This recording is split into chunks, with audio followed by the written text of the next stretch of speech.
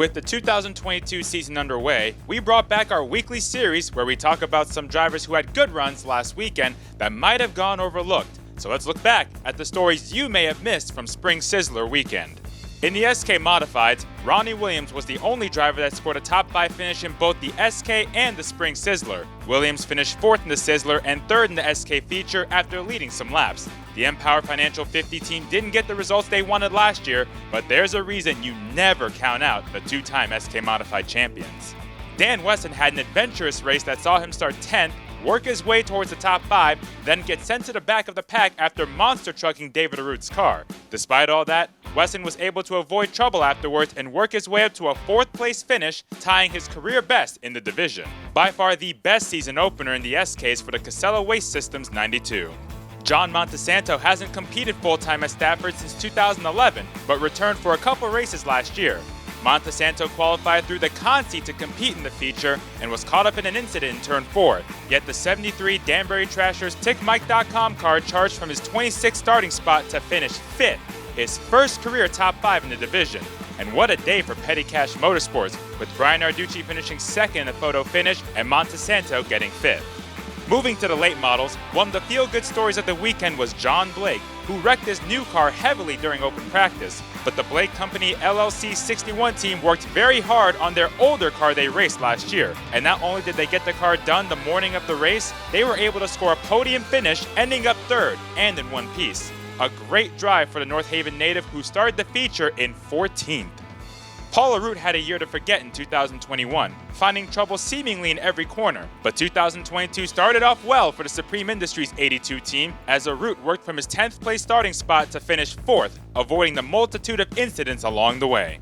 It was also a good day for the Rays in the late models. Not only did Michael Ray win the feature, but Dave Ray finished a solid 6th, giving the 44 car back-to-back 6th place finishes dating back to last year. A very convincing start to the year for the DMW Graphics late model teams. The SK Light division saw Norm Sears score his best finish at Stafford in over a year and a half. After starting 8th, Sears worked his way up to a 4th place result, his best finish since going runner-up on August 28, 2020. A strong performance for the Arbitel Convenience Store's 8th team. Josh Carey made his return to Stafford after his 2021 season was cut short following a heavy crash, and the J&J Trucking 69 car was fast right out of the trailer, going from 12th to 6th in the feature. Carey showed potential last year with a 2nd place finish, but is seeking more consistency in 2022. Amanda West passed the most cars in the field out of the top 10 finishers on Sunday, starting in 15th and ending up 7th.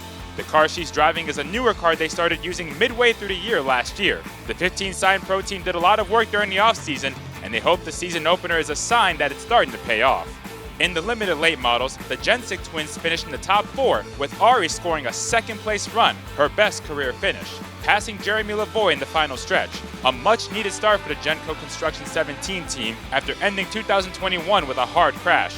Ari's brother Devin came back from a spin to finish in 4th. Jay Clement, rocking the mellow yellow throwback scheme, made his return to Stafford after his terrible crash at the end of July.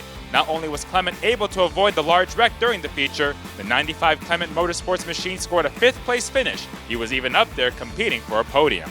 And in the street stocks, Ryan Waterman made an appearance, driving the 31 car owned by Nick Bendiak. Waterman doesn't make many starts at Stafford, but he knows how to wheel a street stock, and he wheeled the guaranteed rate of Agawam machine to a top 5 finish, taking the checkered flag in 4th. And a former champion makes his return to Stafford on a full-time basis. 2-time street stock champion Johnny Walker is back and scored a top 10 finish in the opener, ending up 7th. Walker said a lot has changed in the division since his last full-time season in 2017, but he's ready to adapt and take the Holyoke Dental Associates 01 car to the front. With a week off, teams will have a chance to work on their cars and take what they learned from Sizzler weekend to further their performance when we hit the month of May, as the 2022 season continues with our first Friday night of the season on May 6th.